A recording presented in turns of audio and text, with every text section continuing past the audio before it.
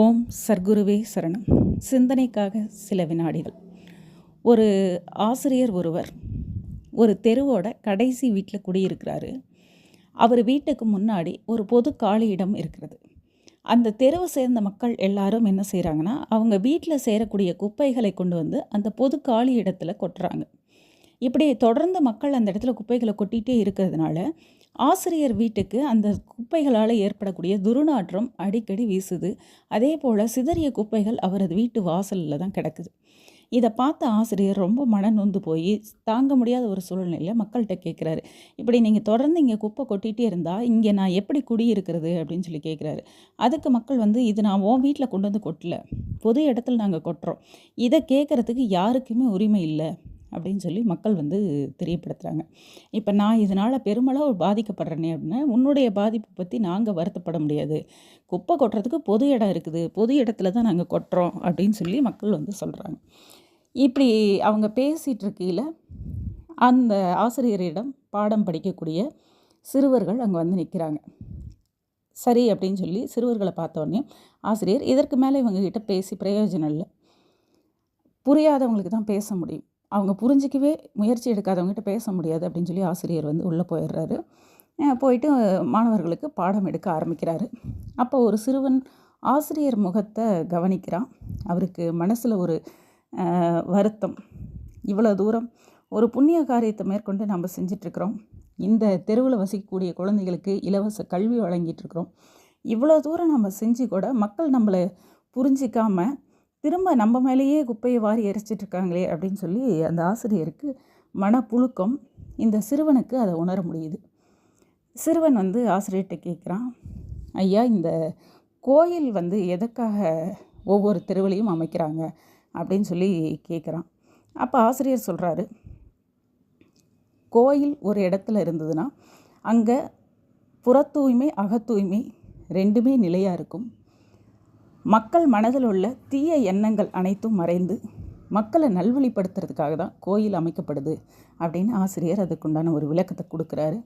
இதை கேட்ட சிறுவனுக்கு உள்ளார ஒரு சின்ன மாற்றம் ஏற்படுது. சரி அப்படின்னு சொல்லி பாடம் முடிஞ்சு மற்ற சிறுவர்கள்லாம் கிளம்பிடுறாங்க. இந்த சிறுவனும் போயிடுறான். நைட்டு ஒரு 8 மணி போல் இந்த சிறுவன் ஆசிரியர் வீட்டை கடந்து போகிறத ஆசிரியர் கவனிக்கிறாரு. கவனிச்சுட்டு எதுக்கு இவன் இந்நேரத்துக்கு இங்கேருந்து போகிறான் அப்படின்னு சொல்லி யோசிச்சுட்டே சரின்னு உள்ளே போயிடுறாரு. அந்த சிறுவனும் போயிடுறான். அடுத்த நாள் காலையில் பார்த்திங்கன்னா ஆசிரியரோட வீட்டில் வீட்டு வாசலில் பெரிய கூட்டம், திரளாக கூட்டம் இருக்குது. இந்த கூட்டம் எதுக்கு இருக்குது அப்படின்னு சொல்லி ஆசிரியர் ஒரு பயத்தோடையே வெளியே வர்றாரு. ஏன்னா மறுபடியும் ஏதோ பிரச்சனைக்காக வந்துட்டாங்க போல் இருக்குது, எல்லாம் ஊர் மக்கள், அந்த தெரு மக்கள் எல்லாமே இங்கே கூடி இருக்கிறாங்க அப்படின்னு சொல்லிட்டு வெளியே பார்க்குறவருக்கு மிகப்பெரிய ஆச்சரியம். அந்த இடத்துல இருந்த மொத்த குப்பையும் அகற்றப்பட்டாச்சு. அந்த இடம் பூரா அப்படியே தோரணங்கள் கட்டி மாவிலை தோரணங்களால் அலங்கரிக்கப்பட்டு கோலமாவினால் கோலமிடப்பட்டு அந்த இடமே தெய்வீக மார்க்கமாக இருக்குது. இதை பார்த்த உடனே அவருக்கு ஆச்சரியமாக இருக்குது. அப்படியே கமகமன்னு தெய்வீக நறுமணம் பரவி அந்த இடத்துல இருக்கிறத பார்த்து ஆச்சரியம் அடைந்த ஆசிரியர் என்ன அப்படின்னு சொல்லி எட்டி பார்க்குறாரு. அந்த மக்களுக்கு இடையில் அந்த சிறுவன் இருக்கிறான்.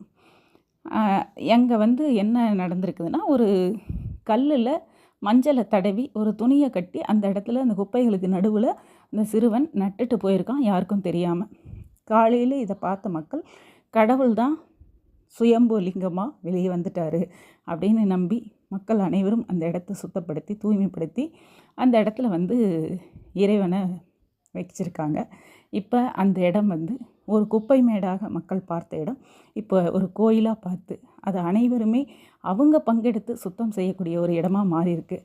இதை கவனித்த உடனேயும் ஆசிரியருக்கு நல்லா தெளிவாக புரிஞ்சிருச்சு, இந்த மாற்றம் தன்னை போல நிகழலை, இது அந்த மாணவனோட செயல்னால் நிகழ்ந்திருக்கு அப்படிங்கிறத உணர்ந்தவர் அவருடைய கடைக்கண் பார்வையினால் அந்த சிறுவனை பார்க்குறாரு. அந்த சிறுவனும் அவரை பார்க்குறான். இப்போ 2 பேர் முகத்துலேயும் ஒரு சிரிப்பு வருது. ஆசிரியர் மனமகிழ்வோட சிரித்த முகத்தோட அவர் வீட்டுக்கு திரும்புகிறாரு. இதை ஆசிரியரோட முகத்தில் இருந்து சிரிப்பை பார்த்த சிறுவன் மகிழ்ச்சியோட அவனும் வீட்டுக்கு திரும்புகிறான். ஆம், அன்பு சகோதர சகோதரிகளே, எந்த இடத்துல மற்றவர்களோட கஷ்டத்தை உணராத ஒரு சூழல் ஏற்படுதோ அந்த இடத்துல தெய்வம் வந்து உட்கார்ந்தா மக்கள் மனதில் இருக்கக்கூடிய அந்த கசடுகள் நீங்கி மற்றவர்களுக்காக செயல்படும் அந்த நல்ல எண்ணம் மேலோங்கும். ஓம் சர்க்குருவே சரணம்.